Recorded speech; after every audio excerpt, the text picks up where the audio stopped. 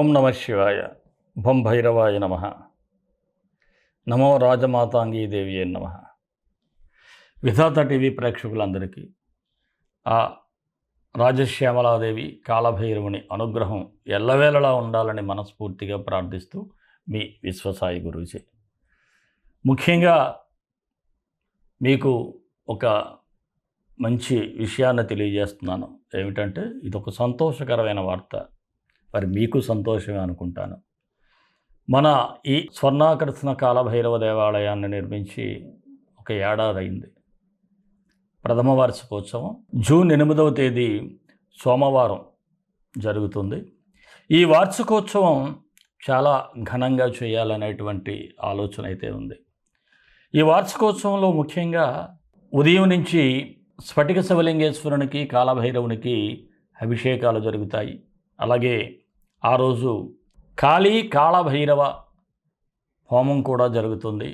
ఈ క్షేత్రంలోని మిగతా దేవతామూర్తులకు కూడా హోమం చేయడం జరుగుతుంది ఆ రోజు. అలాగే మరొక విశేషం ఏమిటి అంటే మన ఆధ్యాత్మిక కేంద్రాలు సేవా కేంద్రాలుగా మారాలని కూడా నా తపన. అందులో భాగంగానే నిరుపేద గర్భిణీ స్త్రీలకు స్వామివారి ఆ అమ్మవారి సన్నిధిలో ఇక్కడ శ్రీమంతాలు కూడా చేయటం జరుగుతుంది.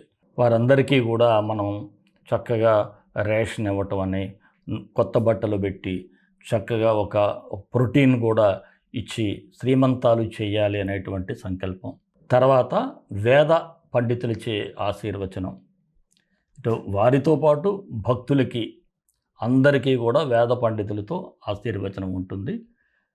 తర్వాత అన్న సమారాధన, భక్తులందరికీ కూడా అన్న సమారాధన జరుగుతుంది.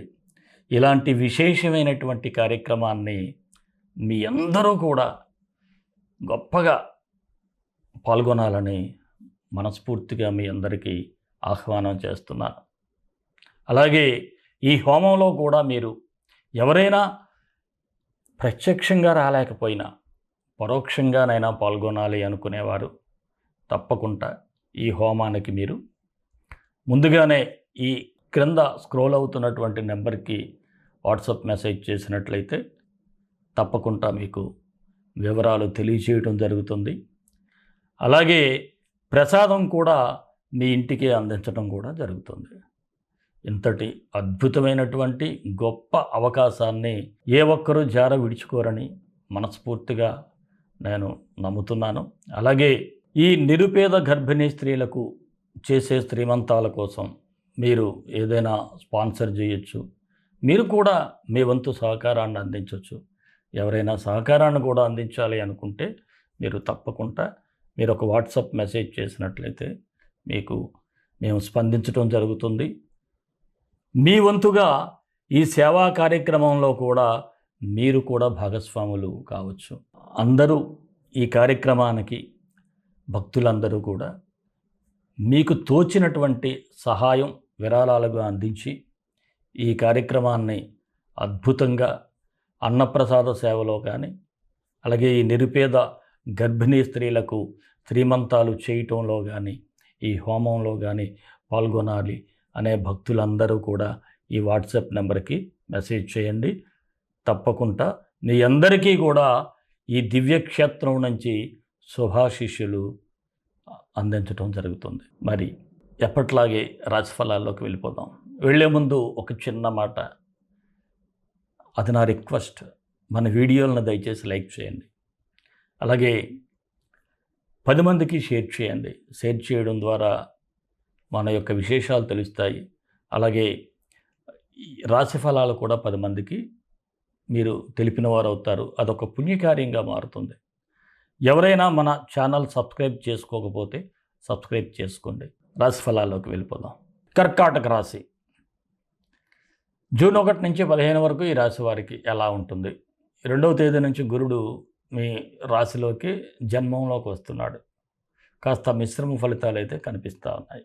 అయితే ముఖ్యంగా ఒక మాట చెప్పాలి అంటే కొన్ని సందర్భాల్లో చక్కని తెలివి ప్రదర్శించడం, చక్కగా మాట తీరు ప్రదర్శిస్తారు. ఇవన్నీ కూడా ఎదుటివారిని మీ యొక్క ఆలోచన విధానాన్ని ఆశ్చర్యపరిచేదిగా ఉంటుంది. చాలా చక్కగా ఉంటుంది. అందరూ కూడా మిమ్మల్ని చూసి ఆనందపడతారు, ప్రశంసిస్తారు కూడా. అలాగే ప్రతి క్షణం కూడా ఏదో ఒకటి సాధించాలి అనేటువంటి తపన మీలో చాలా ఉత్సాహంగా కనిపిస్తూ ఉంటుంది. ఏదైనా చెయ్యాలి, సాధించాలి. అలాగే పరిస్థితులు ఒక్కొక్కసారి సానుకూలంగా ఉన్నా లేకపోయినా కుటుంబ సభ్యుల యొక్క ప్రోత్సాహం మాత్రం మీకు గట్టిగానే ఇక్కడ కనిపిస్తూ ఉంది. కుటుంబ సభ్యులు కొంత మిమ్మల్ని ముందుకి నెట్టేటువంటి అవకాశం ఉంది. అలాగే ఏదైనా ఒక విషయం డీల్ చేసేటప్పుడు చాలా సెన్సిటివ్గా డీల్ చేయండి. ఎంత సెన్సిటివ్గా డీల్ చేస్తే అంత మంచిగా ఉంటుంది. ఎప్పుడైనా పొరపాటుని ఎమోషన్ అయ్యి కోప్పడ్డారనుకోండి, ఆ విషయం అక్కడితో ఒక రప్చర్ అయిపోతుంది. ఆ రప్చర్ అయిపోవటం వల్ల ఇబ్బంది పడతారు. అలాగే ఒక డబ్బు ఆశ చూపిస్తారు కొంతమంది. మనం చాలా చూస్తూ ఉంటాం. ఏమిటి, మీరు ఇంత కట్టండి, ఇంత వడ్డీ ఇస్తాం. అసలు ప్రభుత్వం ఇవ్వలేనటువంటి వడ్డీలు, ప్రభుత్వం చేయలేనటువంటి పనులు ప్రైవేట్ వ్యక్తులు ఎంతవరకు చేయగలరు? వారు ఏదైనా ఆశ చూపించినా మీరు మోసపోవటం అనేది మీ తెలివి తక్కువతనంగానే చెప్పాలి. ఇక్కడ అవకాశాలు కనిపిస్తున్నాయి. కొంతమంది మీకు ఇలాంటి పథకాలను తీసుకొచ్చి మిమ్మల్ని అట్రాక్ట్ చేసేటువంటి సూచనలు ఉన్నాయి. కాబట్టే మీకు చెప్తున్నాను, జాగ్రత్తగా ఉండాలి. అలాగే ఎవరైతే మీ ప్రత్యర్థులు ఉంటారో వారి మీద ఏదో అటాక్ చేయాలనేటువంటి ప్రయత్నం చేస్తారు. కాకపోతే మీరు అనుకున్నంత గట్టిగా అటాక్ చేయలేరు. అందువలన అవసరాన్ని బట్టి, సందర్భాన్ని బట్టి ప్రవర్తిస్తే బాగుంటుంది. అలాగే ప్రయాణాలు చేసేటప్పుడు కూడా నిర్లక్ష్యంగా ఉండటం, అలాగే ప్రయాణం చెయ్యాలి అనుకునేటప్పుడు మీరు ఆన్లైన్లో టికెట్లు బుక్ చేసేటప్పుడు కూడా ఒక్కొక్కసారి ఆ తప్పుడుగా డేట్ అవ్వచ్చు, మరొకటి కావచ్చు, ఆ పేర్లు తప్పు పడవచ్చు. చాలా జాగ్రత్తగా చూసుకొని మీరు ఏదైనా ఉంటే టికెట్స్ అవి బుక్ చేసుకోండి. అలాగే ఎవరైనా సరే గృహ నిర్మాణాలు చేయాలి అనుకుంటే, లేదంటే ఏదైనా ఒక అపార్ట్మెంట్ తీసుకోవాలనుకున్న, స్థలం తీసుకోవాలనుకున్న ఆచితూచి అడుగులు వేయాలి. అలాగే ఆ యొక్క ఏదైతే ఆ పేపర్స్ ఉంటాయో అవన్నీ జాగ్రత్తగా చూసుకోవాలి. అలాగే కోర్టుకు సంబంధించి వ్యవహారాలు ఉన్నవారికైతే కొంతవరకు మేలు జరిగేటువంటి పరిస్థితి కనిపిస్తూ ఉంది. అలాగే రుణాలు కూడా తీర్చాలి అనుకునే వారికి కూడా కొంత శుభయోగంగానే ఉంది. అలాగే కొన్ని సందర్భాల్లో చూసినట్లయితే పరిస్థితులు మీ చెయ్యి దాటిపోయేటువంటి సూచనలు కూడా ఉన్నాయి. అలాంటప్పుడు నేను మొట్టమొదట మీకు చెప్పాను, చాలా నిదానంగా, చాలా జాగ్రత్తగా ఉండాలని. అంటే అక్కడ ఏమిటంటే పరిస్థితులను మీరు అబ్జర్వ్ చేయాలి. ఆ సిచ్యువేషన్స్ని మీరు ఎలా జరుగుతుందో మీరు కాస్త సిచ్యువేషన్స్ మీద మీరు దాన్ని గ్రహించి దాన్ని అనలైజ్ చేసుకుంటూ ముందుకు వెళ్ళాలి.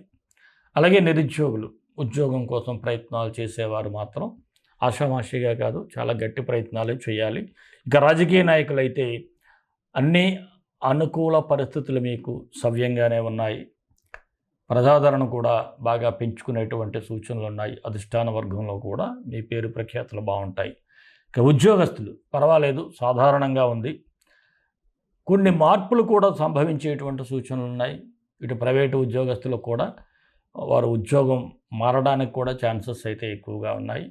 అలాగే మీరు ప్రస్తుతం పనిచేస్తున్నటువంటి ఉద్యోగంలో సంతృప్తి లేక ఈ కంపెనీలు మారాలి అనుకోవటం ఇలాంటివి జరుగుతూ ఉంటాయి. ఇక వ్యాపారస్తులకు చూసినట్లయితే కాస్త మిశ్రమ ఫలితాలు అయితే ఉంటాయి. ఎందుకంటే మీ వ్యాపారాలు బాగున్నప్పటికీ కూడా మీ దగ్గర ఉన్నటువంటి సిబ్బంది కూడా వచ్చే కస్టమర్స్తో సరైనటువంటి విధానంగా డీల్ చేయకపోవడం కూడా మీ వ్యాపారం మీద కాస్త నెగిటివిటీ అనేది, కొంత పబ్లిసిటీ జరిగేటువంటి పరిస్థితి ఉంది. కాబట్టి వారికి ఎప్పటికప్పుడు సరైనటువంటి కౌన్సిలింగ్ అనేది మీ దగ్గర ఉన్న వాళ్ళకి ఇవ్వండి. ఇక అలాగే భాగస్వామ్య వ్యాపారస్తులైతే ఏదైనా అగ్రిమెంట్ చేసుకోవాలి అనుకుంటే చాలా ఆలోచించి అగ్రిమెంట్లు కూడా 1-10 సార్లు చూసుకొని ముందుకు వెళ్ళండి. అలాగే సమయం కూడా అంత సానుకూలంగా లేదనే చెప్పాలి. నూతన పెట్టుబడులు పెట్టడానికి కూడా ఇది అంత అనుకూలమైనటువంటి సమయం కాదు. ఇక షేర్ మార్కెట్ కూడా చాలా ప్రతికూల వాతావరణం కనిపిస్తూ ఉంది. కాబట్టి దాని జోలికి వెళ్లకుండా ఉంటే మంచిది. ఇక చిరు వ్యాపారాలు చేసేవారికి ఎంత కష్టపడితే అంత అన్నట్టుగా ఉంటుంది. ఇక కళారంగం వారికి కూడా అవకాశాలు బాగానే ఉంటాయి. టీవీ, సినీ, ఇతర కళాకారులకైతే మీకు అవకాశాలు ఎక్కువగా కనిపిస్తూ ఉన్నాయి. అందువలన ఎవరైనా మీరు సంప్రదించినట్లయితే మీకు సంబంధించి ఆఫీసులకు కానీ ఆ ఈవెంట్ మేనేజర్స్తో మాట్లాడితే మీకు డెఫినెట్గా ఛాన్సెస్ అయితే ఉంటాయి. అలాగే ఆరోగ్యపరంగా చూస్తే కాస్త శ్రద్ధ పెట్టాలి. చిన్న విషయానికి కూడా నిర్లక్ష్యం చేయకూడదు. చిన్న సమస్యే కదా అనుకుంటే అది రేపు పెద్ద సమస్యగా మారే అవకాశాలు ఉన్నాయి. ఇక విద్యార్థులు మాత్రం కాస్త జాగ్రత్తగా ఉండాలి. మిశ్రమ ఫలితాలు ఉన్నాయి. కాంపిటేటివ్ ఎగ్జామ్స్ రాసేవారు చాలా నేను చదివేశాను అనుకోకుండా ఇంకా చదవడానికి ట్రై చేయండి. అలాగే ఈ రాశి వారికి అనుకూలమైన తేదీలు 2, 4, 11, 13. నిదానంగా వ్యవహరించాల్సిన తేదీలు 7, 9, 12. మరి కర్కాటక రాశి వారికి మరిన్ని మంచి ఫలితాల కోసం విశ్వగురు సక్సెస్ మంత్రాలు పఠించండి, విజయాలు సాధించండి. ఈ రాశివారు శుక్ర గాయత్రి మంత్రం చదువుకుంటే సరిపోతుంది. శుక్రుడికి ఓం రాజరూపాయ విద్మహి భృగుసుతాయ ధీమహి తన్నో శుక్ర ప్రచోదయాత్. చక్కగా ఈ మంత్రాన్ని డిస్క్రిప్షన్లో ఇస్తాను. ఉదయం 18 సార్లు, సాయంత్రం లేదా రాత్రి 18 సార్లు చదవండి, బాగుంటుంది. పక్షులకు నీళ్లు పెట్టండి. అలాగే మనకి ఈ వార్షికోత్సవంలో జరిగేటువంటి కాళభైరవ హోమంలో కూడా పరోక్షంగా పాల్గొనండి. అలాగే అక్కడ జరిగే సేవా కార్యక్రమం కూడా మీకు ఎంతో పుణ్య ఫలితాన్ని ఇస్తుంది, పాప పరిహారం చేస్తుంది. మరి మన ఇష్టదైవం కాళభైరవుడు, కాళభైరవ గాయత్రి. కాళకాళాయ విద్మహే కాళాతీతాయ ధీమహి తన్నో కాళభైరవ ప్రచోదయాత్. సర్వే జనా సుఖినో భవంతు, లోకా సమస్తా సుఖినో భవంతు. దేశం కోసం, ధర్మం కోసం, భారతీయ సంస్కృతి విలువల కోసం పాటుపడదాం. స్వస్తి.